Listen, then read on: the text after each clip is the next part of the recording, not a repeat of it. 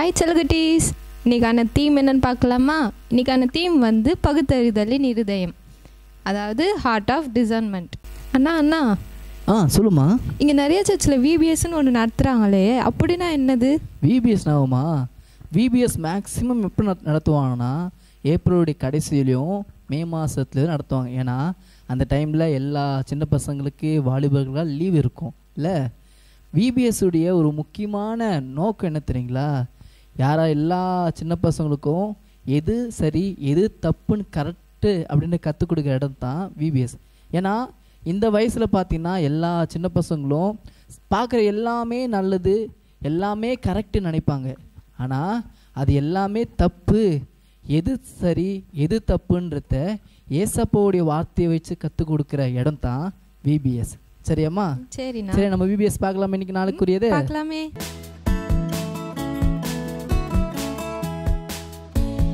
Hi குட்டீஸ், இந்த 4th டே கூடிய சாங்ஸை நம்ம கேட்கலாமா?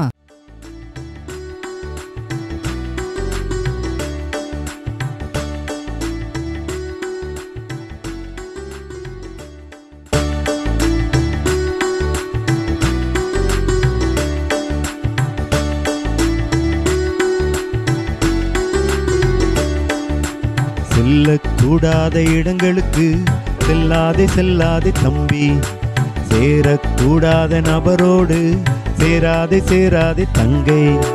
கேளு தம்பி கேளு, கேளு தங்கை கேளு, கூடா நட்பு கேடு, இயேசுவின் அன்பை நாடு.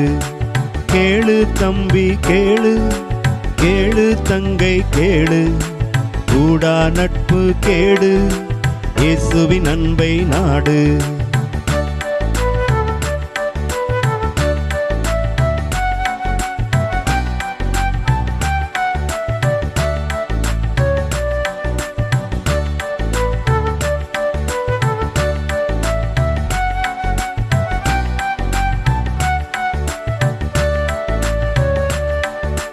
யோசபாத் என்னும் ராஜா கர்த்தரின் பார்வையில் நீதிமான். ஆண்டவர் சப்தம் கேளாமல் ஆகாபுடனே சேர்ந்தான். கேளு தம்பி கேளு, கேளு தங்கை கேளு, கூடா நட்பு கேடு, இயேசுவின் அன்பை நாடு. கேளு தம்பி கேளு, கேளு தங்கை கேளு, கூடா நட்பு கேடு, இயேசுவின் அன்பை நாடு. லல்லல்லா லல்லல்லா லல்லல்லா லல்லல்லா லல்லல்லா லல்லல்லா லல்லல்லா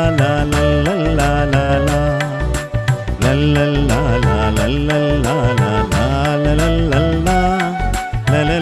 லல்லல்லா லல்லல்லா லல்லல்லா. ஹாய் குட்டீஸ், சாங் கேட்டிருப்பீங்க, ரொம்ப அழகாக இருக்குல்ல? அதோட லிரிக்ஸ் நம்ம இப்போ பார்க்கலாமா? செல்லக்கூடாத இடங்களுக்கு செல்லாதே தம்பி, சேரக்கூடாத நபரோடு சேராதே தங்கை. கேளு தம்பி கேளு, கேளு தங்கை கேளு, கூடா நட்பு கேளு, இயேசுவின் அன்பை நாடு. யோசபாத் என்னும் ராஜா கர்த்தரின் பார்வையில் நீதிமான். ஆண்டவர் சத்தம் கேளாமல் ஆகாபுடனே சேர்ந்தார். 4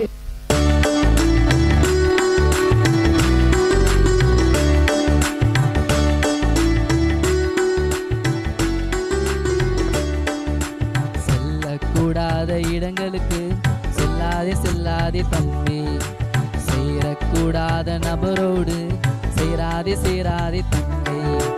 கேளு தம்பி கேளு, கேளு தங்கை கேளு, கூடா நட்பு கேடு, இயேசுவின் அன்பை நாடு. கேளு தம்பி கேளு, கேளு தங்கை கேளு, கூடா நட்பு கேடு, இயேசுவின் அன்பை நாடு.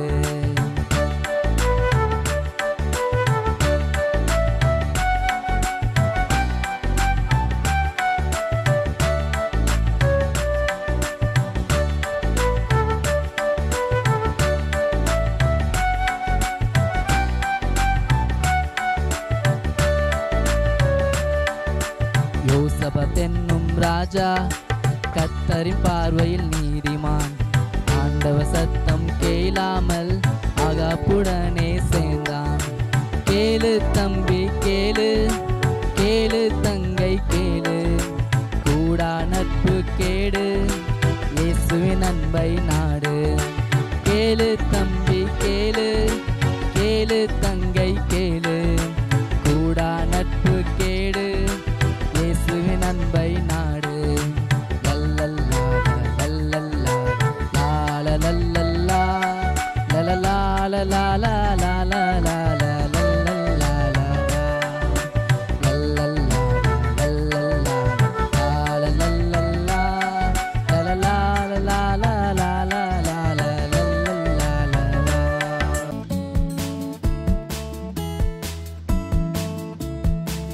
ஹலோ தம்பி தங்கச்சி, இன்னைக்கு எத்தனாவது நாள்? இன்னைக்கு டே 4. எஸ், நம்மளுக்கு வந்து ஹாஃப்வே த்ரூவை முடித்து நம்ம அடுத்தாப்பில் க்ராஸ் பண்ணிட்டோம் இல்லையா? டே 4க்கு வந்தாச்சு. ஓகே, அப்படியே கொஞ்சம் ரீகலெக்ட் பண்ணி பாருங்கள். நம்மளுக்கு வந்து ஒவ்வொரு நாளுடைய தீமும். ஃபஸ்ட்டு டே என்ன பார்த்தோம்? ஹார்ட் ஆஃப் ஒபீடியன்ஸ் இல்லையா? கீழ்ப்படிதலின் இருதயம். ரெண்டாம் நாள் என்ன பார்த்தோம்? ஹார்ட் ஆஃப் ப்ரொடெக்ஷன், பாதுகாவலின் இருதயம். நேற்று என்ன பார்த்தோம்? ஹார்ட் ஆஃப் ப்ரைட் இல்லையா? பெருமையின் இருதயம். இன்றைக்கி என்ன பார்க்க போகிறோம்? பாட்டை வச்சு கண்டுபிடிச்சிருப்பீங்க. நம்ம வந்து யாரோட சேரணும், யாரோட சேரக்கூடாது, நல்ல நட்பு வேணும், எல்லாத்தையும் நம்ம பிரித்து பார்க்க தெரியணும், பகுத்தறிய தெரியணும் அப்படின்னு சொல்லி நம்ம பார்த்தோம் இல்லையா? ஸோ அப்படின்னா என்ன? பகுத்தறிதலின் இருதயம், ஹார்ட் ஆஃப் டிசர்ன்மெண்ட். சரியா? அப்போது அந்த பகுத்தறிதலின் இருதயம் நமக்கு ஏன் வேணும்? அது சரியாக இருந்துச்சுன்னா என்ன லாபம், அதில் கொஞ்சம் தடுமாற்றம் வந்துச்சுன்னா என்ன நஷ்டம் அப்படின்றத வேதத்தில் உள்ள ஒரு அரசனுடைய வாழ்க்கையிலிருந்து நம்ம இப்போது படிக்க போகிறோம். சரியா? ஆகாப் அரசன் உங்கள் எல்லாருக்கும் நிறைய பேருக்கு தெரியும். அந்த ஆகாப் எசபேலை குறித்து நீங்கள் எல்லாம் கேள்விப்பட்டிருப்பீங்க, எப்படிப்பட்ட ஆள், என்ன ஏது அப்படின்னு சொல்லிட்டு. இந்த ஆகாப் எசபேலோடு கூட நல்ல ஒரு வாழ்க்கையிலே, ஆண்டவருக்கு பிரியமான ஒரு வாழ்க்கையிலே வாழ்ந்து வந்த ஒரு அரசன் தான் யோசபாத். ஜெகோஷபாத்ன்ற அந்த கிங் வந்து நல்லா வந்து வாழ்ந்துட்டு இருந்தாலும் தன் வாழ்க்கையில் ஒரு சின்ன தப்பு பண்ணிட்டார். என்ன பண்ணார்னா, அவருடைய மகனுக்கு ஆகாப் எசபேல் அந்த அரசனுடைய மகளை கல்யாணம் பண்ணி வச்சிட்டார். ஏன்னா ஆகாப் வந்து நல்ல ஒரு அரசனே கிடையாது. ஆண்டவருக்கு, தேவனுக்கு விருப்பம் இல்லாத வகையில் ஆட்சி செய்தவர், அந்த மாதிரி அவருடைய பிள்ளைகளுக்கு விரோதமாக இருந்தவர். இப்படியெல்லாம் நிறையா அந்த அவருடைய சரித்திரத்தில் நீங்கள் பார்த்தீங்கன்னா நீங்கள் படித்து தெரிந்து கொள்ளலாம். அப்போ இந்த யோசபாத் வந்து என்ன பண்ணாருன்னா, இது ஒரு தப்பு பண்ணிடுறாரா. அப்புறம் ஆகாப் என்ன பண்ணுறாரு? என் கூட ஒரு போருக்கு வா, ராமோத் கிலியாத்துக்கு எதிராக நம்ம வந்து போய் போர் செய்யணும் அப்படின்னு சொன்னோன்னே இவரும் சரி அப்படின்னு சொல்லிட்டு போகிறார். போகும்போது ஆகாப் என்ன பண்ணுறாருன்னா, ஒரு 400 தீர்க்கதரிசிகளை அங்கே கலெக்ட் பண்ணி வச்சுருக்கார். அவங்க எல்லாருமே என்ன சொல்கிறாங்கன்னா, தீர்க்க தரிசனம் எதுக்கு சொல்கிறாங்க? நீங்கள் போங்க, உங்களுக்கு வெற்றி கிடைக்கும், இந்த வாரில் நீங்கள் கண்டிப்பாக ஜெயித்திருவீங்க அப்படின்னு சொல்லிடுறாங்க. ஆனால் யோசபாத்துக்கு ஒரு சின்ன டவுட், இது வந்து ஆண்டவருடைய வார்த்தையா இல்லையா அப்படின்னு சொல்லிட்டு வந்த உடனே இவர் என்ன பண்ணுறாரு? வேறே தேவனுடைய அல்லது கர்த்தருடைய தீர்க்கதரிசி இங்கே யாரும் இல்லையா அப்படின்னு ஆகாப்கிட்ட கேட்குறாப்ப. அப்போ ஆகாபுக்கு என்ன பண்ணனே தெரியல. உடனே அங்கே ஒரு தீர்க்கதரிசி இருக்கார். அவர் யாருன்னா மிகாயா. இந்த மிகாயாக்கும் ஆகாபுக்கும் நம்ம ஊரில் சொல்லுவாங்க தெரியுமா, 7ஆம் பொருத்தம்னு சொல்லிட்டு, அந்த மாதிரி தான். காரணம் என்னென்னா, மிகாயா வந்து ஆண்டவருடைய வார்த்தையை மட்டும்தான் சொல்லுவார். அது நிறைய நேரத்தில் ஆகாபுக்கு எதிரானதாக இருக்கும். அதனால ஆகாபுக்கு மிகாயாவை பிடிக்காது. எனக்கு எதிராக வந்து தீர்க்க தரிசனம் சொல்கிற ஒரு ஆள், சரி நீங்கள் கூப்பிடுறீங்க, நான் ஆள் அனுப்பி கூப்பிடுறேன்னு சொல்லிட்டு ஒரு பிரதானியை அனுப்புவாங்க. அந்த பிரதானி போய், அவர் எவ்வளோ மேதாவி பாருங்க, அவர் போய் மிகாயாவை கூப்பிட போனால் அவர்கிட்ட போய் சொல்கிறாரு, தீர்க்கதரிசி என்ன சொல்லணும்? தேவன் அவரிடத்துல சொல்லுவதை வந்து தான் இங்கே சொல்லணும். அதுதான் தீர்க்கதரிசியினுடைய வேலை. இவராக போய் இவர் வார்த்தையை கொடுக்குறாராம்.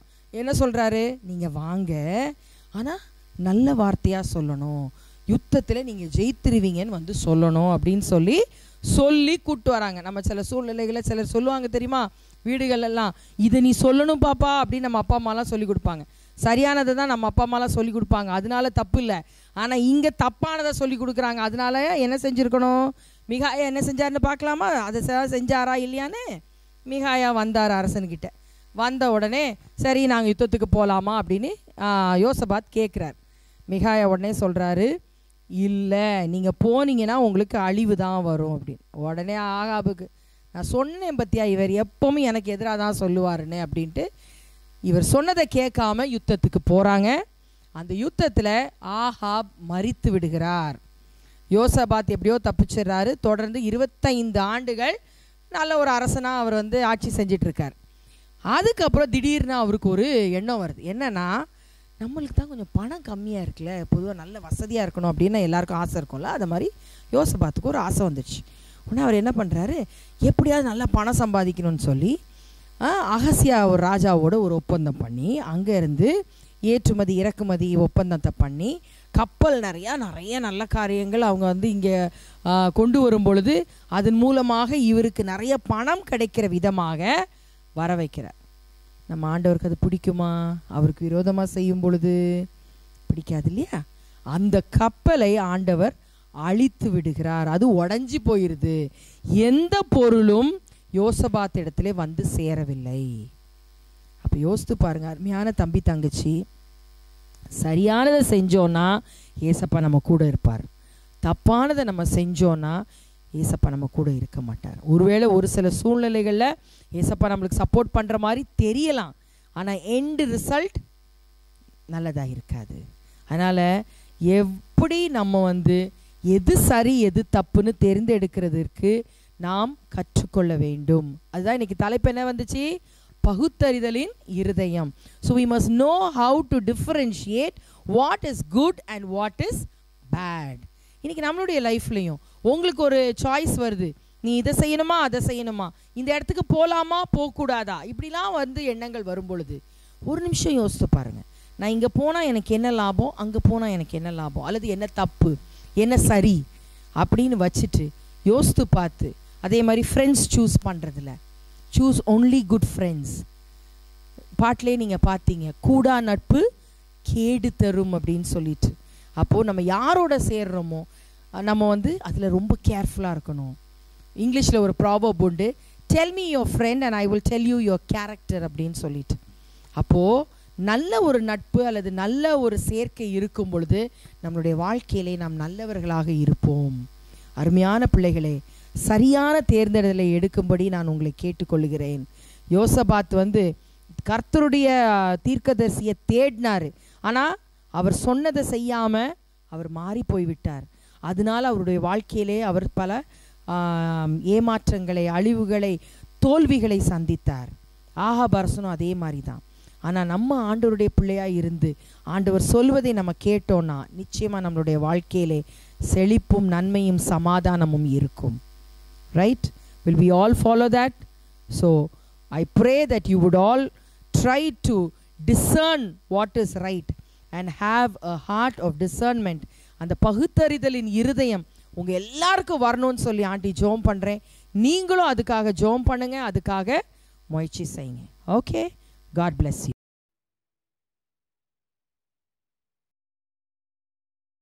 ஹாய் குட்டீஸ், டே 4ஓட மெமரி வேர்ஸ் பார்க்கலாமா? நீதிமொழிகள் 10:17.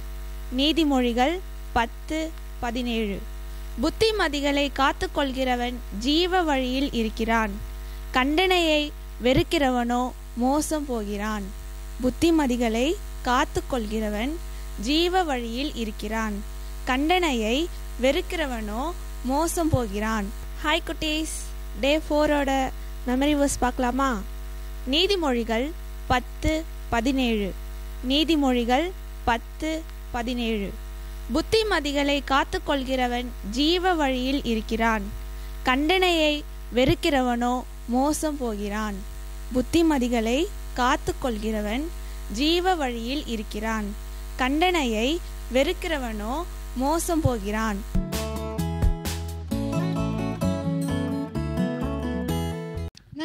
சொல்லுப்பா. எனக்கு ரொம்ப நாளாக ஒரு டவுட் இருக்குண்ணா. டவுட்டா? என்ன டவுட்டு? இந்த உலகத்தில் எது நான் சரி தவறு? ஓ, எது சரி தவறுன்னு கேட்குறியா? வா நம்ம போய் பார்க்கலாம், வா போகலாம் வாங்க. அண்ணா அடிச்சுக்கிறாங்கண்ணா. ஓ சண்டை போடுறாங்களா? ஏய் வாடா வாடா தடுக்கலாம்டா. எம்மாம்மா இங்கே பாருங்க, இப்படிலாம் சண்டைலாம் போடக்கூடாது சரியா? நல்ல பசங்களாக இருக்கணும் வா. சரி இதை பார்த்தல, இது கரெக்டாக தப்பா? தவறு. தவறா? எப்படி தவறுன்னு சொன்ன? ஏன் அது தவறு? சண்டை போடுறாங்கண்ணா. சூப்பர். சண்டை போடுறது எப்பவுமே என்னதுன்னா தப்பு. பைபிள் எப்பவுமே எப்படி இருக்குன்னா நீங்கள் சமாதானம் பண்ணுறவங்களா தான் இருக்கணும். அதே போல் ஒருத்தர் கோவப்படுறாங்க அப்படின்னா நம்ம திரும்பி போயிட்டு அவங்க கூட சண்டை போடக்கூடாது. அதுக்கு பதில் அவங்கள நம்ம மன்னிக்கணும் சரியா? ஓகேவா? வா அடுத்த இடத்துக்கு. ஃபோன்ண்ணா. ஃபோனா? ஏய் ஆமாடா ஃபோன்ரா. வாங்கண்ணா எடுக்கலாம். ஒரு நிமிஷம் இது என்னண்ணா எடுத்துக்கிறாங்க அவங்க? இரு ஃபோன் எடுத்துகிட்டு போயிட்டாங்களே. ஆமாம் இது தப்பா கரெக்டா? தவறு. எப்படி தவறுன்ற? திருடுறாங்களே. சூப்பர். ஆக்சுவலாக இது இன்னொருத்தருடைய ஃபோனு. அந்த ஃபோனை நம்ம என்ன பண்ணக்கூடாது, எடுக்கக்கூடாது. அப்படி நம்ம ஃபோனை பார்த்தோம் அப்படின்னா அதை எடுத்து பக்கத்தில் யாருனா இருக்காங்கன்னா அவங்க கிட்ட காட்டி இது உங்களுடைய ஃபோனாக கேட்கணும். அப்படி அவங்க ஃபோனு இல்லைன்னு சொன்னாங்கன்னா நம்ம போலீஸ்கிட்டயோ இல்லை அங்கே இருக்க டிராஃபிக் போலீஸ்கிட்ட நம்ம கொடுத்து இது யாருடைய ஃபோனோ, இது தொலைஞ்சிருக்கு, நீங்கள் யாருதுன்னு கொடுத்துருங்க அப்படின்னு சொல்லணும் சரியா?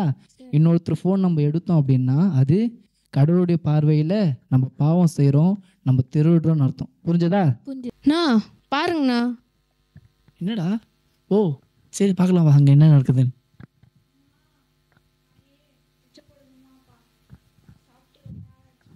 சரி பாவமாக இருக்குது இவங்களை பார்க்கறதுக்கே. நம்மக்கிட்ட இருக்க சாப்பாடு குத்துரும்.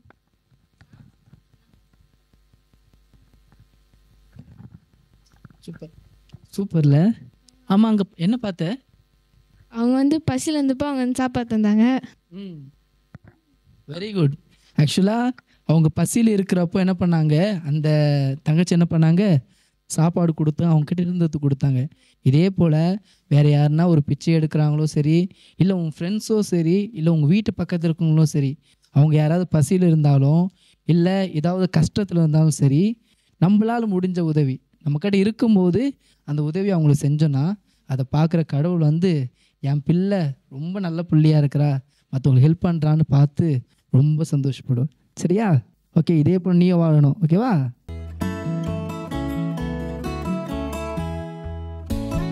ஹலோ குட்டீஸ், இன்றைக்கான நம்ம குவிஸை பார்க்கலாமா? இன்றைக்கான குவிஸ் என்னன்னு பார்த்தோன்னா ட்ரூ ஆர் ஃபால்ஸ். நீங்கள் ஃபோனை கையிலே வச்சுக்கோங்க. ஃபஸ்ட்டு 3 பேருக்கு தான் நம்ம ப்ரைஸ் தர போகிறோம். கீழே தெரிகிற வாட்ஸ்அப் நம்பருக்கு சீக்கிரமாக நீங்கள் ஆன்சரை அனுப்பணும். ஃபஸ்ட்டு கொஷின் பார்ப்போமா? யோசபாத் தெய்வ பயமுடைய ஒரு தலைவர். யோசபாத் தெய்வ பயமுடைய ஒரு தலைவர். Jehoshaphat was a godly leader. Jehoshaphat was a godly leader. சீக்கிரமாக நீங்கள் இதுக்கெல்லாம் ஆன்சர் சென்ட் பண்ணுறீங்க. சமாரியாவிற்கு எதிராக யுத்தம் செய்ய யோசபாத் அழைக்கப்படுகின்றான். சமாரியாவுக்கு எதிராக யுத்தம் செய்ய யோசபாத் அழைக்கப்படுகிறான். Jehoshaphat is invited to go on a war against Samaria. Jehoshaphat is invite to go on a war against Samaria. இது கரெக்டாக தப்பா நீங்களே சொல்லுங்கள். மிகாயா ஒரு தீர்க்கதரிசி. மிகாயா ஒரு தீர்க்கதரிசி. Micaiah was a prophet. Micaiah was a prophet. இது ட்ரூவா ஃபால்ஸா? 4th question. தீர்க்க தரிசனம் கூற 400 பேர் அழைக்கப்பட்டிருந்தனர். தீர்க்க தரிசனம் கூற 400 பேர் அழைக்கப்பட்டிருந்தனர். 400 men were called to prophesy. 400 men were called to prophesy. இது ட்ரூவா ஃபால்ஸா? அடுத்து 5th கொஷின். தவறான கூட்டு சேர்க்கைக்காக தேவன் நம்மை கடிந்து கொள்வாரா? தவறான கூட்டு சேர்க்கைக்காக தேவன் நம்மை கடிந்து கொள்வாரா? Will God rebuke us for sinful alliance? Will God rebuke us for sinful alliance? இது ட்ரூவா ஃபால்ஸா? சீக்கிரமாக நீங்கள் ஆன்சர்ஸை அனுப்புங்க.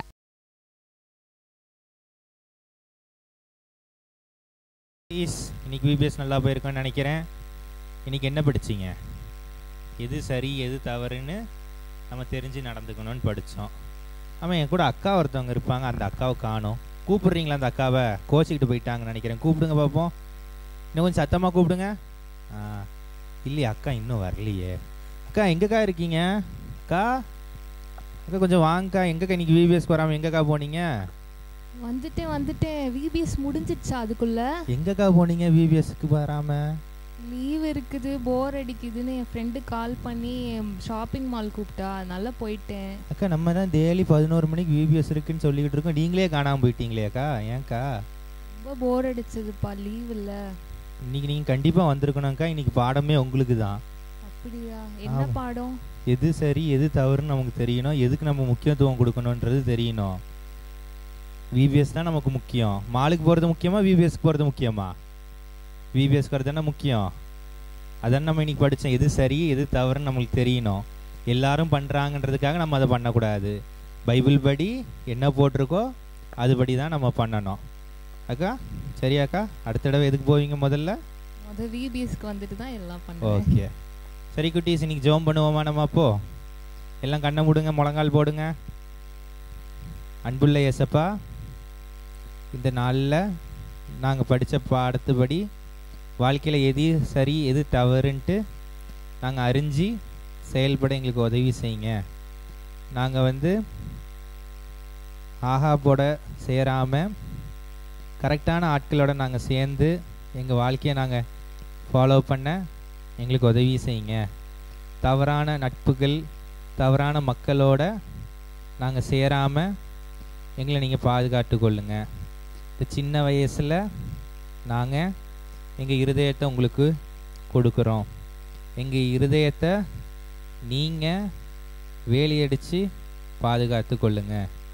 இயேசுவின் மூலம் ஜெபிக்கிறேன் நல்ல பிதாவே, ஆமேன். ஓகே, நாளைக்கும் நம்ம வேற நல்ல கதையோட உங்களை மீட் பண்ணுறோம். அது வரைக்கும் நீங்கள் பைபிள் படித்து ஜெபம் பண்ணுங்க. நாளைக்கு மீட் பண்ணலாம். God bless you. Bye. Bye.